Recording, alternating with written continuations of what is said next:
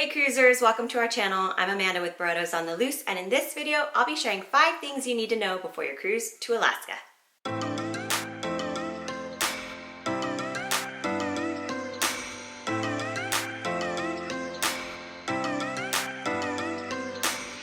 Let's start with weather. Alaska's weather is not predictable. You might assume because you're going to Alaska that you need to pack warm clothes, jackets, waterproof shoes, and you do, but the reality is it can also be warm, sunny, and in the 80s. It could be raining 1 minute and then stop the next. Look at these tourists. As soon as they put their ponchos on, it stopped raining. I know, it was pouring a second ago, and now it's like... Yeah, well, this is Alaska. It rains for 5 minutes and then it stops for 5 minutes. How's the weather? The weather is cold. Oh, and another thing, the sun doesn't go down until late, close to 8, so you'll get daylight until 9, 10, and maybe even after. Packing. You'll be packing way more for an Alaskan cruise than you would for any other cruise. You need your warm layers, your jackets, long sleeve shirts, pants, rain poncho, binoculars, but you also want to pack short sleeves and shorts because back to number 1, you just don't know what the weather will be like. For an Alaskan cruise, you gotta bundle up to go on your balcony. This ain't the Caribbean.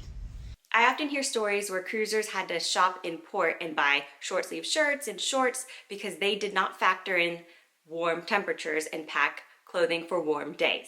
The weather is perfect. It is a little warm with the sun shining. I could change out of my jeans and boots and long sleeves and put on some shorts right now and I would be fine. The vibe. Alaskan cruises are generally more laid back. From the sailaway party to the deck parties, you're just not gonna find that same party atmosphere as you would on, say, a Caribbean cruise. Because the weather can be cold and rainy, a lot of the events happen indoors. Now, the Lido deck does have an enclosure, but you're just not gonna get that same vibe as you would on a Caribbean cruise. And you'll generally see less cruisers out just because of this cold, gray weather that can happen.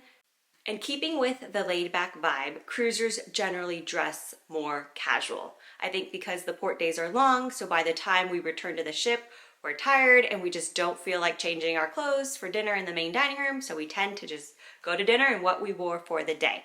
Even Elegant Night, you'll find, is more casual. Some cruisers will wear t-shirts and jeans to the main dining room, and that's their personal choice. We still like to dress up for Elegant Night though. It's just a way more laid back casual cruise than any other. Excursions. The excursions are generally more expensive, like a few $100s per person, but you will be getting some really cool once in a lifetime excursion options, like walking on a glacier or taking a helicopter or seaplane and flying over glaciers, dog sledding, salmon fishing. There are some really cool excursion options. They are pricey, but again, they are once in a lifetime experiences. So we recommend adding a little more wiggle room to your budget for excursions because you don't want to miss out on these really cool experiences. Scenery. The scenery is stunning.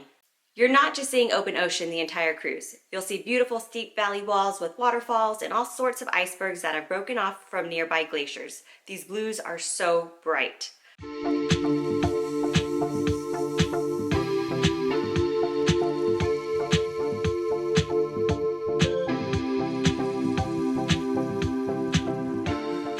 There's also plenty of opportunities to see wildlife in their natural habitats like whales, mountain goats, bald eagles, and even bears.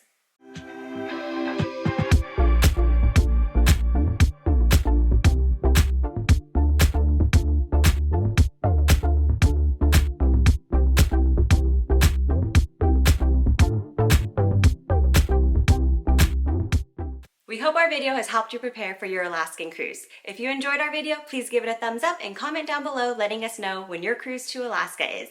And don't forget to hit that subscribe button. Thank you for watching and happy cruising.